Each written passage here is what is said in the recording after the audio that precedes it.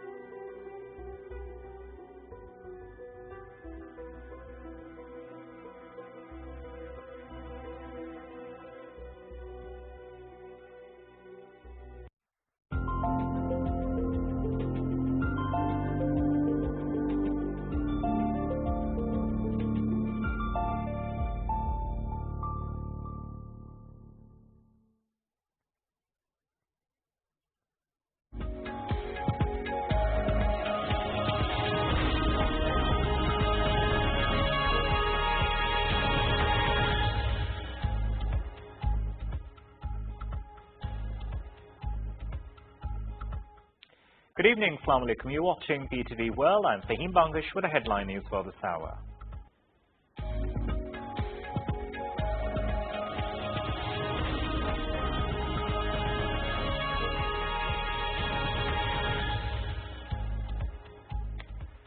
Prime Minister Imran Khan directs Special Assistant on Petroleum Nadeem Babar to step down to the completion of FIA forensic probe into shortage of petroleum products during June last year.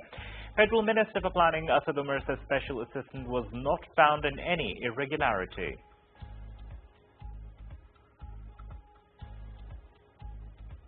Pakistan test fires surface-to-surface Shaheen-1A ballistic missile test aimed at revalidating various designs and technical parameters of the weapon system.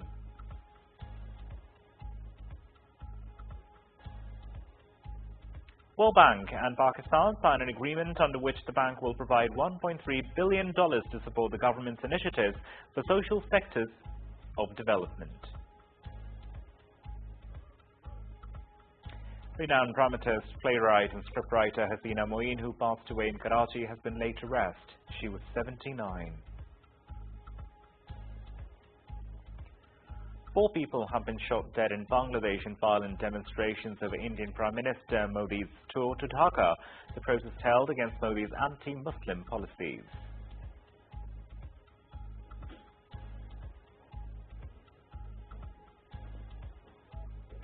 Pakistan national cricket team reached Johannesburg for a bilateral series against South Africa. Pakistan and South Africa will play 3 one-day internationals and 40 T20s in the tour.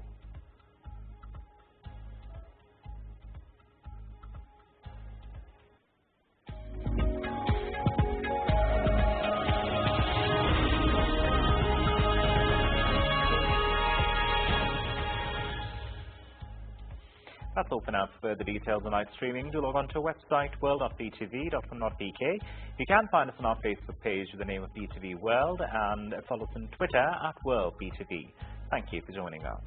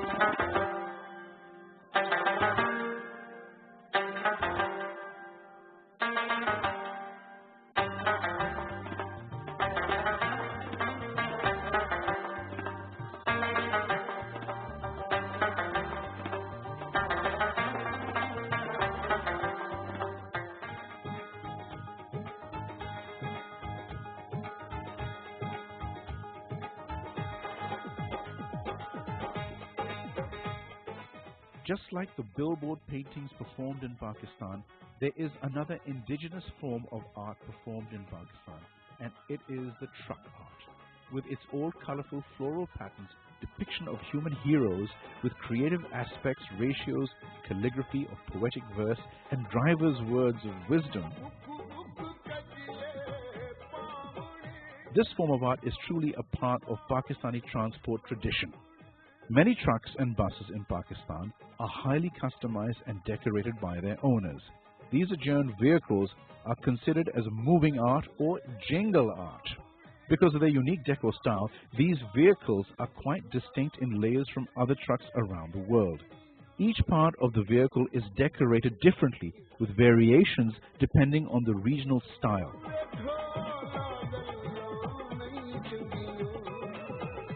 In Pakistan, a truck driver owner usually pays $3,000 to $5,000 for their vehicle's external decoration. The art embellishes such trucks according to the particular tastes of the driver.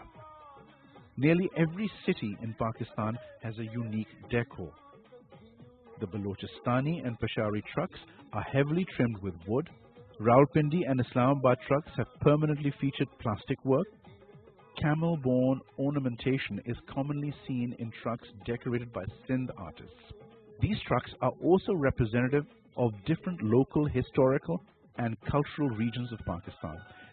Thus, these trucks are also representative of different historical and cultural regions of Pakistan, the enchanting arts and crafts of Pakistan.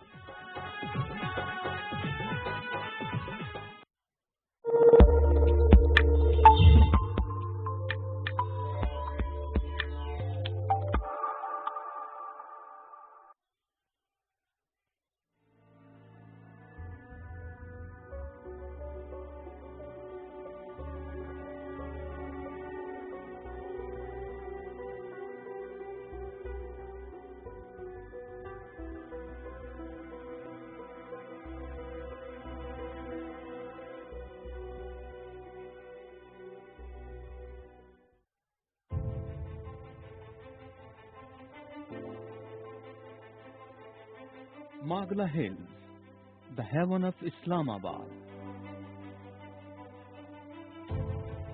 The abode of God, a place where you can explore your soul and meet power of natural elegance of mountains. Spread over an area of 12,605 hectares, the Magla Range, the foothills of Himalayas, are youngest hills with an age of 5,000 years old.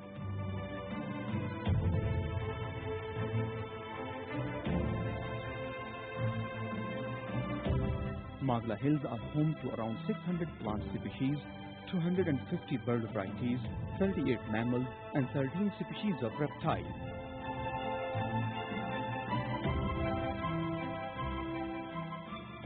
Magla Range is characterized by many valleys, scenic spots, and beautiful water streams, especially in the monsoon months. Famous for their tranquil environment and lush green natural splendor, Magla Hills are a particular source of pride, harmony and spiritual solace. For the residents of Islamabad, many of whom make it a weekly ritual to scale the various trails to Damanikovo and Pir Suhawa. Magla Hills send off its visitors to its lasting trail of memories to relish in solitude and provide an escape from the relentless rhythm of life.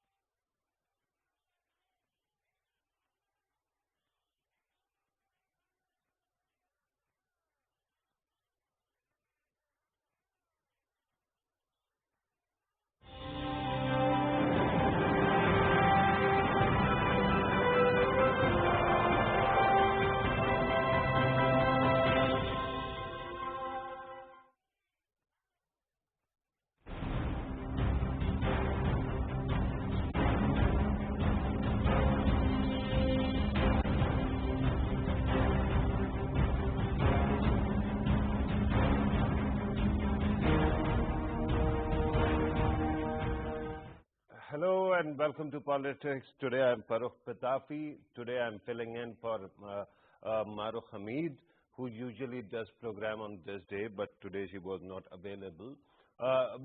Once again, we are going to talk about political situation in the country, 2 or 3 developments. One is leader of opposition of Senate being nominated, actually not nominated, basically notified. And I'm talking about Yusuf Raza Gilani. Remember, yesterday I pointed out that there seems to be some resumption or some thaw between PML and People's Party, but all of a sudden that has gone out of the window.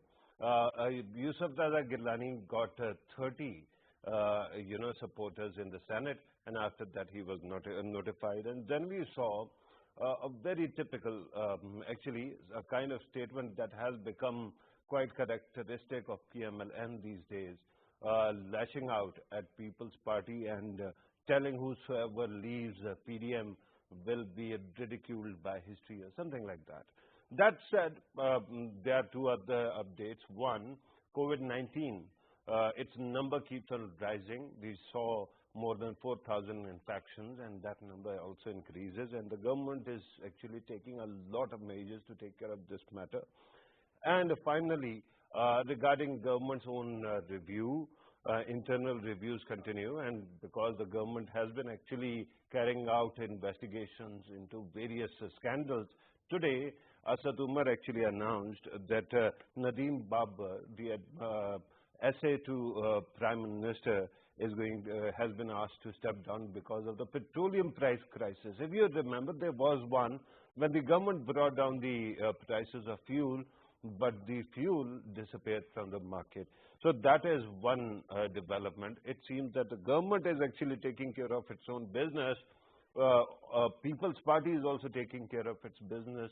But what happens to PDM is still an open question. We are going to talk about all these matters and more in order to help us understand these issues. Naseem Siddiqui Saab joins us in the studio.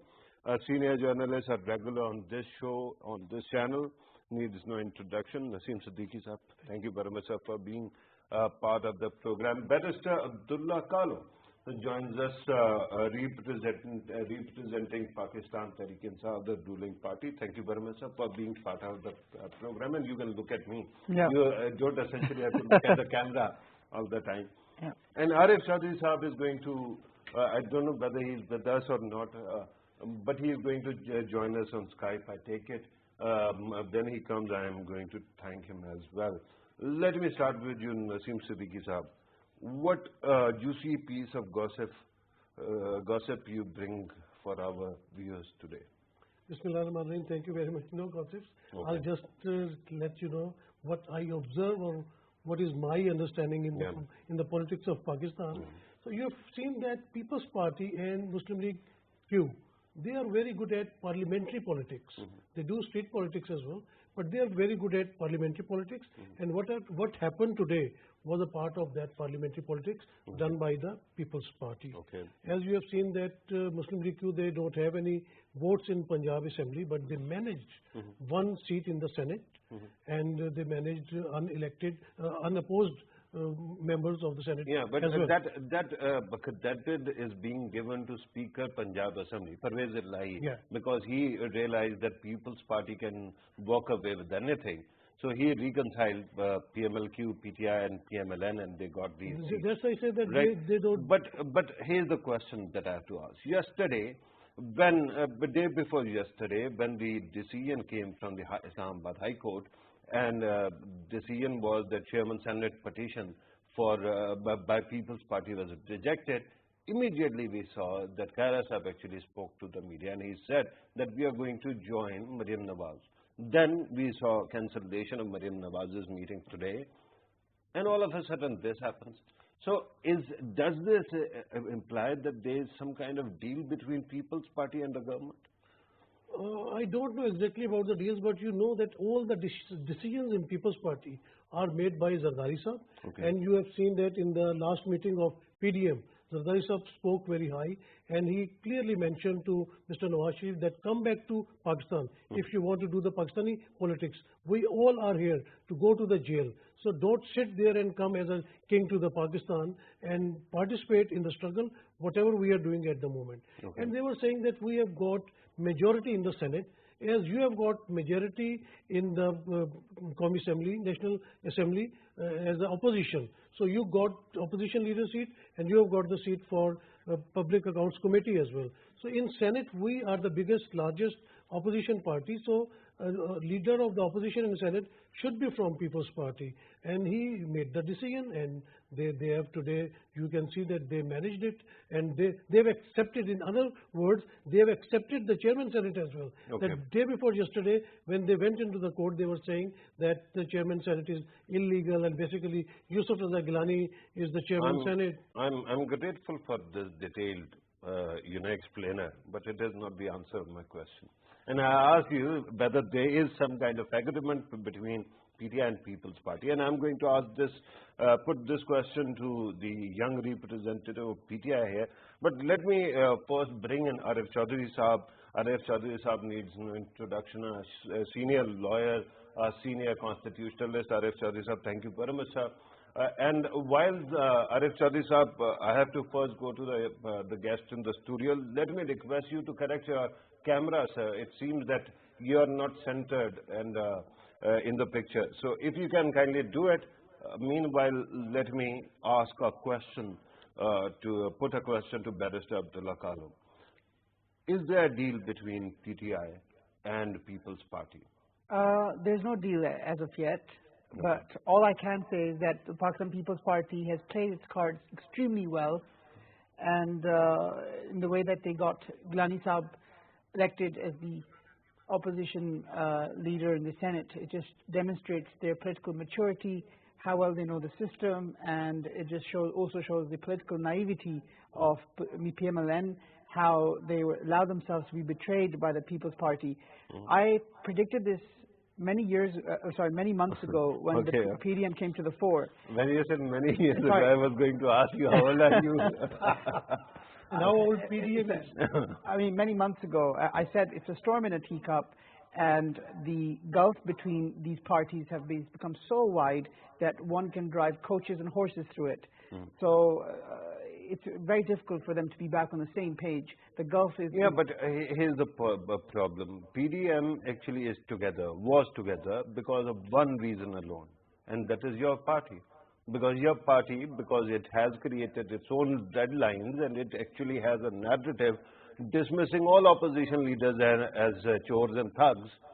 Because of that, they get together and they will continue to get together till the time you are in power because you fail to reach out to them? We have tried to reach out to them, but our offer was spurned even as of yesterday when... No, who reached out? Asad Kaisar Saab reached Asad out. Kaisar Saab is your party's member or he is Speaker of National Assembly? He's a Speaker of the National Assembly. Okay, so that is an apolitical post. He's your party's reach out? Even in my party, the leaders have tried to reach out. Khattak Saab has tried to reach out, but each time we find that, you've seen Mariam Aurangzeb's narrative as well. She said, we do not wish to talk to the government at this stage. God knows what they're playing at. No, but that is fascinating that you bring up, Khattak Saab's example, because whenever you actually give an example, you'll have to actually qualify the timeline as well.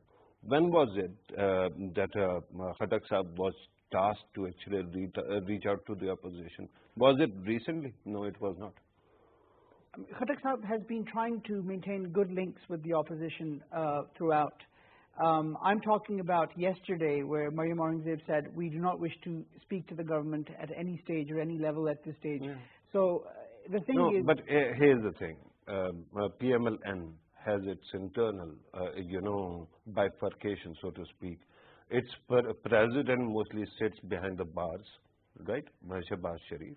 And he has been shouting atop his throat, his voice, saying that I'm ready to work with you. You boycott whenever he enters the room. That is one thing. If the PM were to call him, do you think that he wouldn't cooperate? It's difficult to say. I mean, a lot of the things they say is for the television, but when the cards are down, they this is the beef of opposition. Yes. Right? They say that for, television and optics, everything goes. But usually when you walk out of the studio, you actually shake hand and smile. That is not happening with PTI. PTI has actually worked itself into a corner. I would differ on that perspective. I would say that PTI is going ahead with this accountability drive, and the preconditions that PMLN and People's Party both set out before they wish to sit down with the government is that please compromise on this accountability drive and then we'll do whatever you would like us to do, X, Y, Z. Right. But my Prime Minister Imran Khan does not wish to go through with that. Yeah, but it's a hung parliament. It is a very narrow margin parliament, and that becomes a problem because then it seems that you have to actually rely on ordinances. And ordinances are temporary measures. They cannot go on forever. Let me bring in Arif Chaudhry Saab. Arif Chaudhry Saab, before we talk about political situation, you can comment on anything that was said earlier. But here's a question. We saw NAB's notification telling us that Mariam Nawaz's, summons were actually kind of taken back because of COVID-19. Do you think that NAB has the power to actually defer or delay such hearings? Thank you very much. Actually, it was Arif Chaudhry, sir. Yes, it was not because of COVID-19. It was because they approached High Court to get support and from the court and get order that the Mariam Nawaz Sharif should not accompany more than 2 persons in the NAB. And when they didn't get this order, then they changed their mind. Actually, it should not have happened this way because, I think, their approach towards High Court was uncalled for because it is not the High Court which has to, assist them for the purpose of investigation. It is the government, provincial government. They should have contacted the provincial government and, all available resources, forces, whatever, were required to keep law and order and to maintain peace and tranquility over there. It was the duty of the government. And instead of, approaching the government, I think, maybe government, was also in a way taken into confidence and they felt that, okay, let us get the orders from High Court. So I think this is not the way because law has to take its own course. And if you have to, investigate some person, you should try to get all those resources and bring them in and then try to get the person around. And if you fail to do that, then again approach the court. Because I think this incident, of their, threat to bring people in large number, by Maryam Nawaz Sharif, it has actually strengthened the case of NAB for cancellation of bail, because they can approach the court, again, and, show to the court that, this is not happening, but, investigation cannot be carried out under such circumstances when there is a threat of large number of people coming and, getting together over there, at the premises. And then the, lady who is to be interrogated, she is not ready to go, alone or accompanied by two persons. Then it means no questions can be asked. But I think, this was not the way that things were conducted on behalf of NAB. And how do you comment on the reaction from PMLN, sir? Because as you have pointed out, that they were actually also threatening to take too many people along to actually when they appeared before NAB. So didn't that actually amount to some kind of threat? It is really unbecoming. And, because that's what they have, adopted the strategy from very, outset. Because since these cases started, instead of coming to the court with all that is required, and especially by the investigations, whatever they are asking, they don't answer those questions because they have no answer. So that is the strategy they have adopted, that instead of going straight and asking, giving the details and answers to those questions which are being posed or put by the NAB, you should try to avoid it. And I'm going to come back to you, sir, and that is a good question that you have raised. Meanwhile, let me request, because you are on Skype, kindly, tilt your camera a little bit up, because your head doesn't seem to be appearing on the screen, and that becomes a problem, right, sir? While you do it, let me go back to Naseem Siddiqui Saab and ask him about what is going to happen next. What happens next? I mean, PDM or Maryam or Nawaz? Such a broad question. Yeah, it's a You can say whatever you want. It's a broad-minded question. Not broad-minded, but it's a broad question. Yeah. Okay. So nothing going to happen. The things will keep going on like it was in the past. We have seen in Pakistan that every day there is a breaking news and things tilt over that side. Before we were expecting some big procession from PDM on 26th of March. Yeah. Then we were expecting Maryam appearing at NAB court, at NAB headquarters in Lahore on 26th March. And we got a surprise that Gilani went to the Senate and he got nominated, notified for the leader of the opposition. So the things will keep going on like that. PDM is shrinking at the moment. You're looking at the wrong window. Let us talk about the window that is in power. Whatever PDM does actually stays wherever it is. The government, when it got the vote of confidence, the impression or the image was that they are going to actually have a new lease on life. And after that, they are going to conduct their business quite differently. We understand that when it comes to executive decisions, the government has been on it and facing a lot of crises very valiantly, right? But when it comes to lawmaking, we see a clear deficit. Parliament seems to be in a kind of situation where it doesn't seem to be able to pass laws. So the government was actually supposed to work with some opposition groups. One was PMLN. That didn't happen, can't happen right now, clearly. The other that could have actually pushed it beyond two-thirds majority was People's Party. We don't see any evidence of any contact between them. So how does the government propose to actually amend laws in coming days? Exactly, very well said, Farrukh. As you said before, that PTI government is a hung parliament at the moment. And not the government, the parliament. The government, the parliament at the moment. And Imran Khan took a very decisive decision when they lost their Senate seat in National Assembly. And he decided to take vote of confidence in 2 days. That was a brave decision. And he came back, he fought back, and they showed their power. After that, they won in Senate as well, the Chairman Senate, then the Deputy Chairman Senate. But they have to perform, as you were saying, they have to do some lawmaking in the parliament where they don't have two-third majority. So it seems that there is some understanding between the establishment and the People's Party, not the PTI. But in the later stage, they can compromise. Establishment, I mean, this can't be actually proven, right? But here's the problem. I don't vote for, a permanent institution. I vote for a political party. And so every political party that is in power or representing us in the parliament, they represent us. Yes. They are supposed to work together.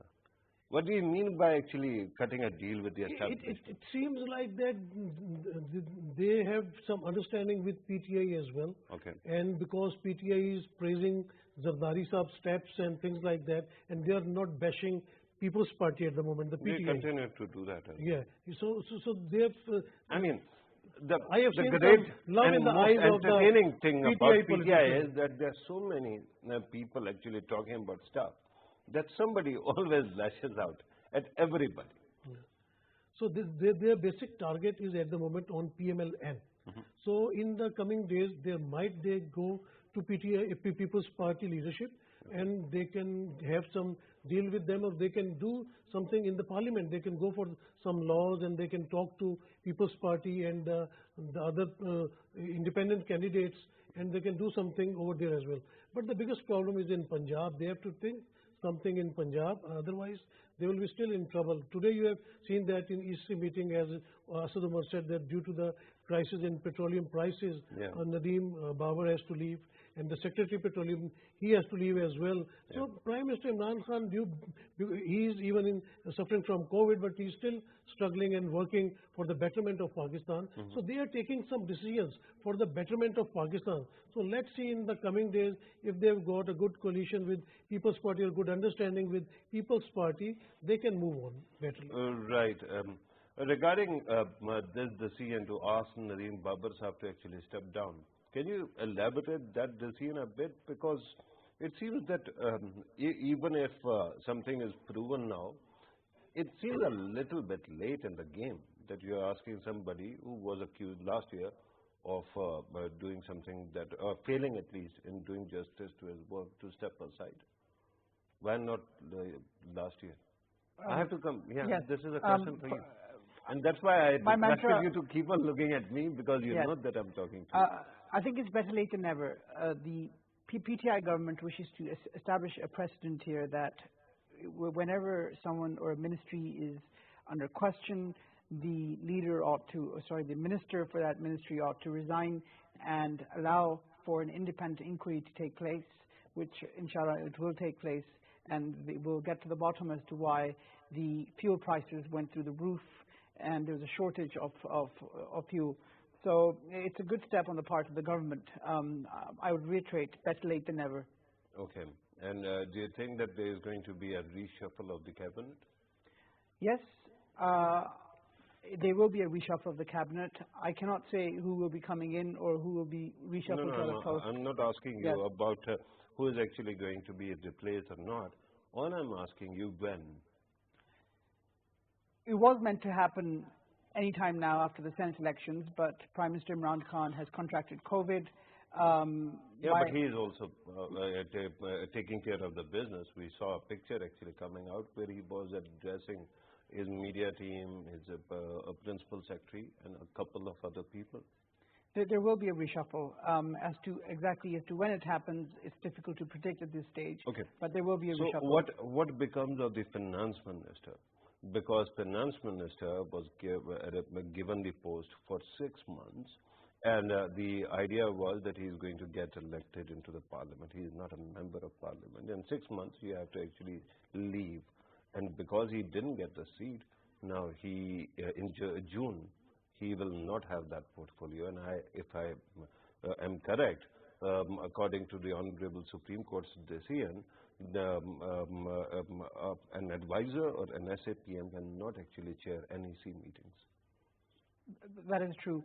From Hafiz Sheikh Saab's perspective, it may be one of two things.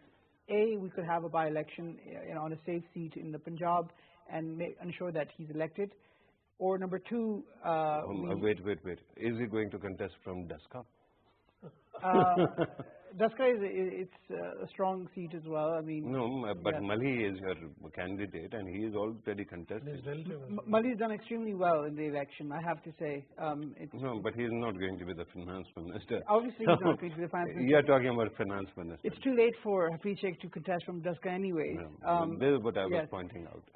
That's the first option that is apparent. The second option is that the Prime Minister, in his infinite wisdom, could give this portfolio to Hamad Azhar Sahib, who's done extremely well in presenting the budget on the floor of the House. About that, yesterday, day before yesterday, Pakistan concluded another tranche, agreement on another tranche with the IMF. And Hafiz Sheikh Sahib was a man. I mean, Hamad Azhar is a man who has taken care of another very important sector, that is primarily FATF, right? But here in finance portfolio, it is Hafiz Sheikh Sahib who has been interfacing with the IMF. So something changes there? It's very difficult to predict at this stage. I mean, if Hamad Azhar Sahib is brought to the forefront, it could be that Hafiz Sheikh Sahib is advising him in some capacity and ensuring that the Hafiz Sheikh Sahib will be advisor to the Prime Minister, not Finance Minister. Yes, he will be advising the Prime Minister, but he will stay in the picture to ensure that his policies in relation to Pakistan's economy stay in place and we go forward. And I have to say at this point, going to the IMF, it is a very big misperception in Pakistan that... I'm not going to actually open that can of worms because we have had many arguments in this program. Yes. Let me go back to Arif Chaudhry Sahab. Arif Chaudhry Sahab, government has actually passed, actually introduced many,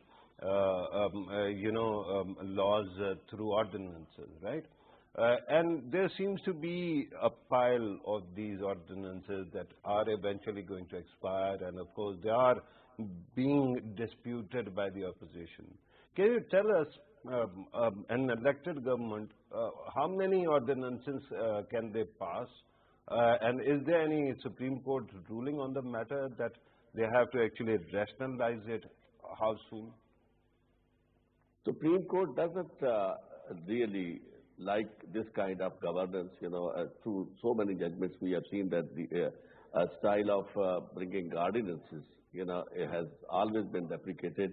Because, ordinance is only for a limited period of time, and it is only in case there is no session, Parliament is not in session, and you have a real urgency to, pass a bill, pass a law where you really need it to pass, and you, because of that problem, you just, bring an ordinance. And when the Parliament is in session, you have to put it before the House so to get it ratified.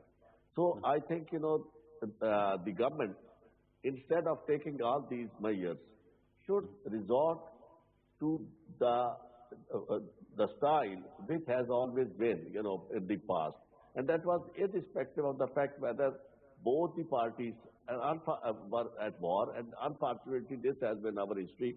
Whenever there was opposition and government, they were always at war, for last about 2 decades. This is what we are seeing. But despite that fact, when it comes to legislation, they have some, persons, some responsible and senior politicians who come forward and, they try to get things done, to get it carried away, to carry it out. So, and this is not happening in this, PTI government because, PTI government, with the, even, if they say that, they are pro accountability, forget it, because they are not the, mainly only FIA, or, they are not in charge of that. So that is beside the point, if that is happening, on one side, NAB is working on those cases. So PTI cannot take cover or shelter under that, NAB cases. PTI has to deliver at its own. And it has to show... Let me ask you another question, sir. That is a very good point that you make. But let me actually ask you to comment on political developments as well. We have seen Yusuf Raza Gitlani Sahab actually being formally notified as the opposition leader in Senate. Last time, during Pervez Musharraf's time, People's Party was in opposition, but a flank of it actually cooperated with the government, and perhaps that was also the reason there was a trust. Eventually, People's Party, after Pervez Musharraf Saab, during his departure days, People's Party came into power. Is there a possibility that the government can now work with People's Party and make laws that are needed? Because the government already has simple majority. All it needs is a slight more advantage so that they can amend the constitution or laws. There is a strong possibility. The reason is that, Muslim League Noon has taken its own course, because, and they are at a war front. And, that's why they are being guided and they are being supported by Maulana Fazlur Rahman. And Maulana Fazlur Rahman and, Nawaz Sharif are at the same page because both of them are, have a lot to, lose. And nothing to lose, I would say, and to gain a lot out of this a kind of demonstration and, the way they want to run these, opposition things. But here, as far as Pakistan People's Party is concerned, number one, they are in the parliament, they are in the government, and they have already launched their voice for the next premiership seat. So his father... come again, sir. They have already launched whom? They are, young man for the premiership seat. Okay. So his father is working hard for him, and he is the kind of a politician who is very sensible, a very cool-minded. The reason why I asked to clarify the word boy, I thought that you were talking about Yusuf Raza Gilani. No. By no standard would he qualify as a young boy, right? I know that you are talking about Bilal Bhutto Zardari. Let me go back to Naseem Siddiqui sir. Naseem Siddiqui sir. Yeah. At this moment, we know that the opposition leader in the Senate is from People's Party, right? In National Assembly, leader of opposition is from PMLN. And then, when you talk about chairman PAC, that seat also is with Jonathan PMLN. Yeah, PMLN. Is there a possibility that there is some kind of workaround where People's Party gets all the cushy seats and then they start working with the government? Exactly, Farrukh, very good point.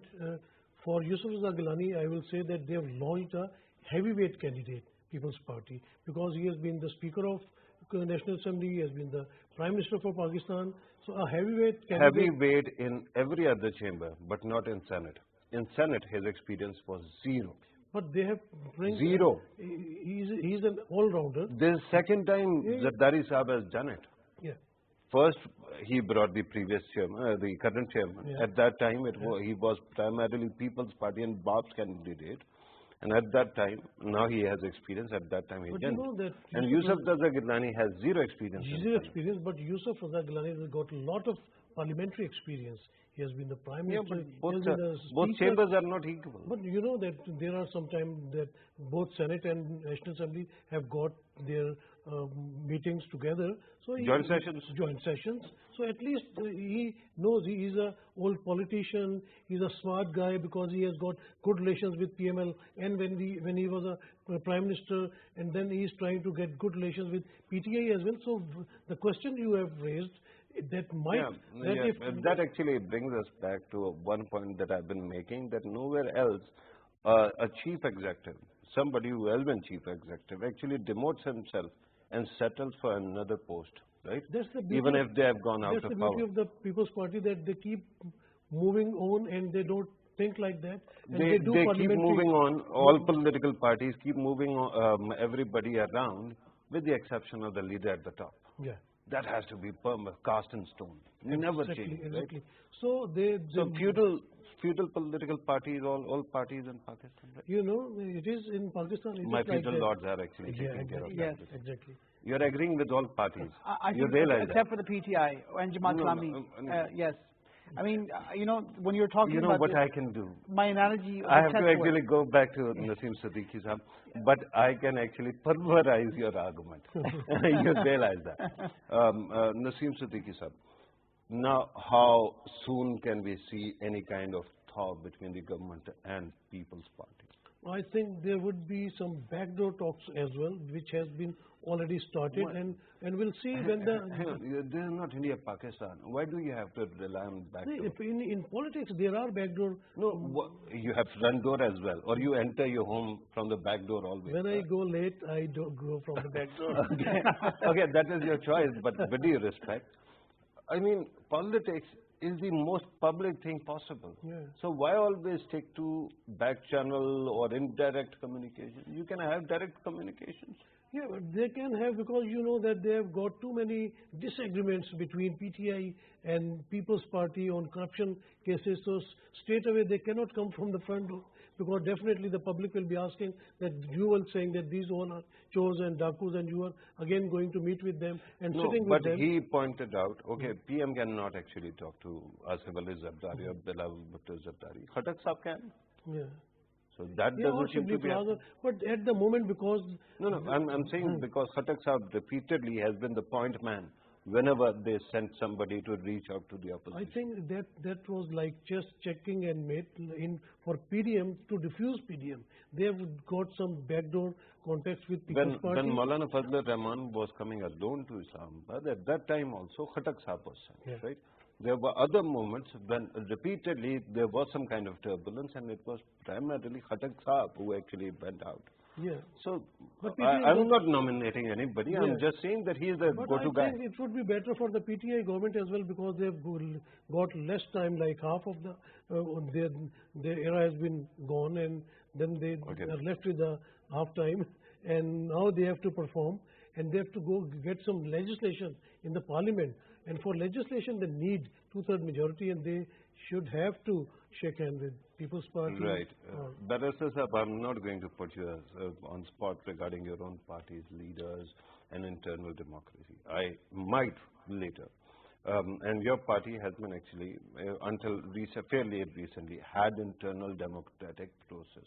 Then we saw all of a sudden, Jangid Tareen Sahab is getting elected to the seat of Secretary General, and at that time he was kind of uncontested, because the person who was contesting his nomination was not known to even you, right? But forget about that.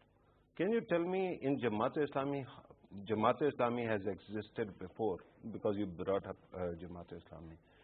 It has existed since the existence of Pakistan, actually before. How many emirs did they have so far? From my count, they've had 4 emirs. No, this one is 5th, right? 5th, yes.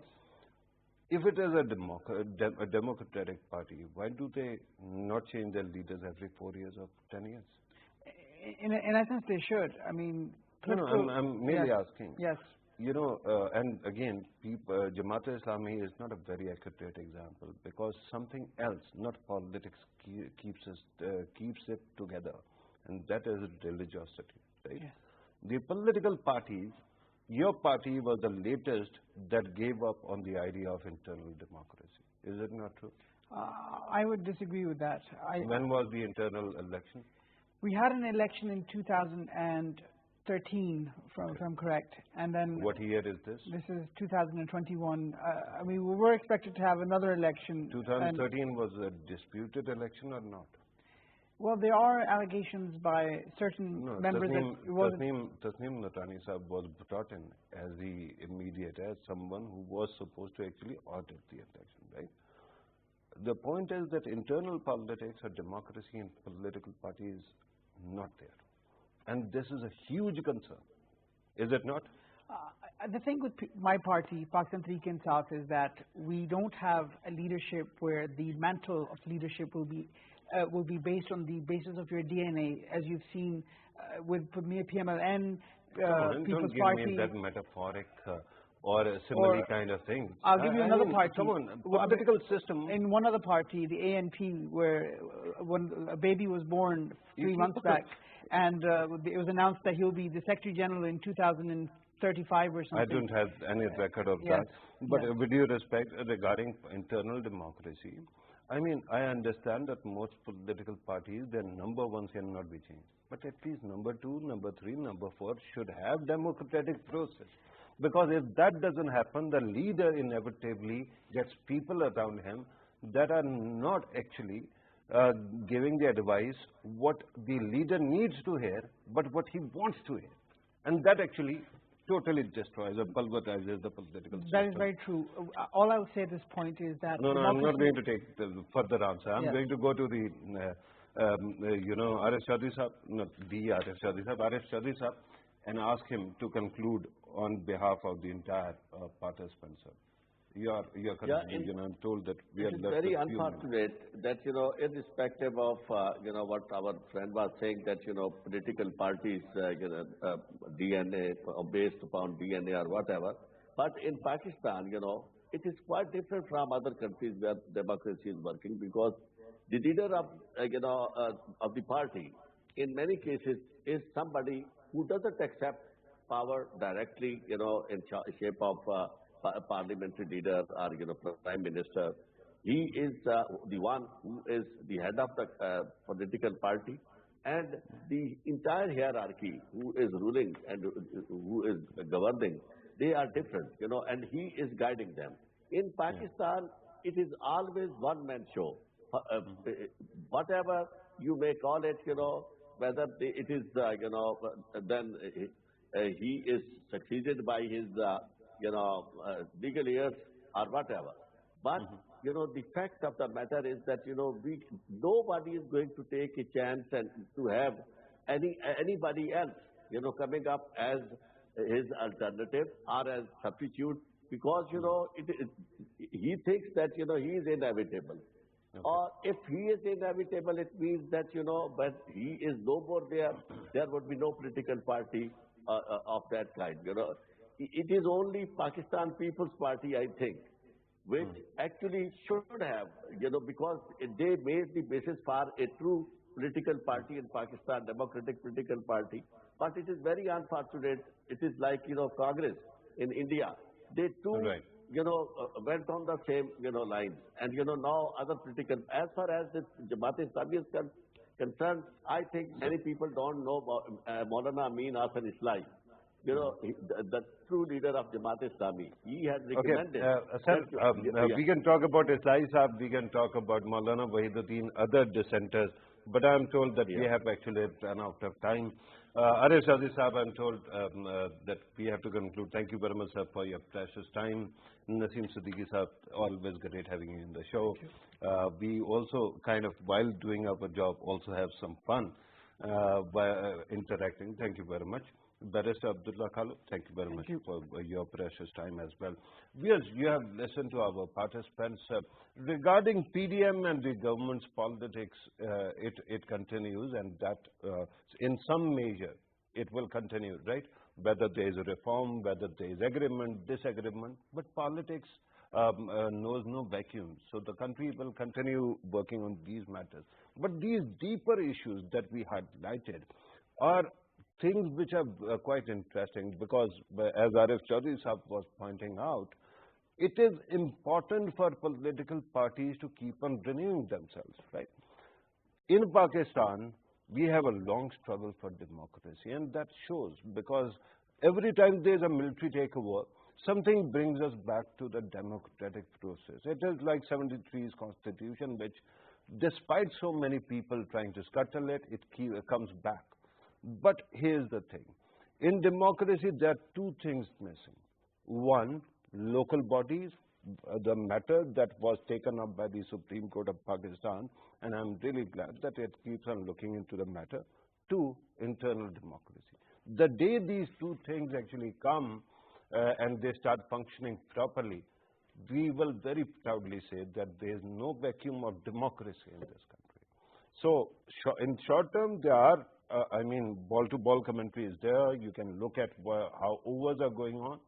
And in the long run, let us also resort to reforming the system. This was today's program. Thank you very much for watching.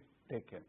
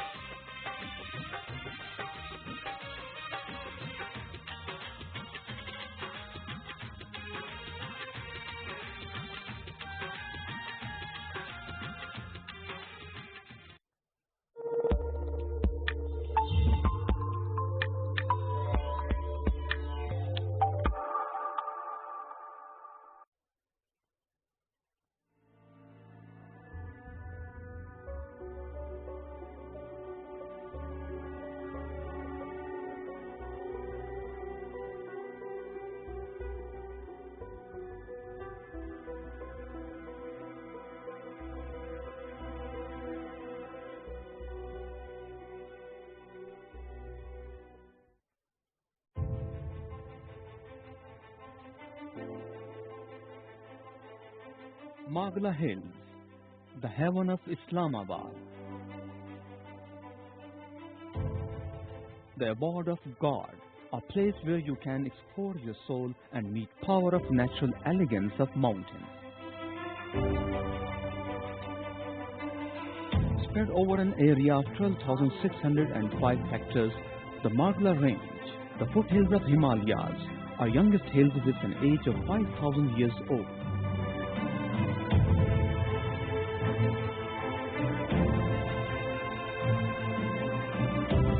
Magla Hills are home to around 600 plant species, 250 bird varieties, 38 mammals, and 13 species of reptiles.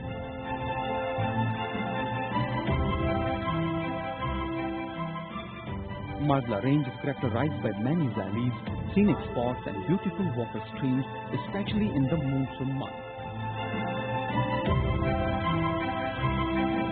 Famous for their tranquil environment and lush green natural splendor, Magla Hills are a particular source of pride, harmony, and spiritual delight. For the residents of Islamabad, many of whom make it a weekly ritual to scale the various trails to Damanikovo and Pir Suhawa. Magla Hills send up its visitors with lasting trail of memories to relish in solitude and provide an escape from the relentless rhythm of life.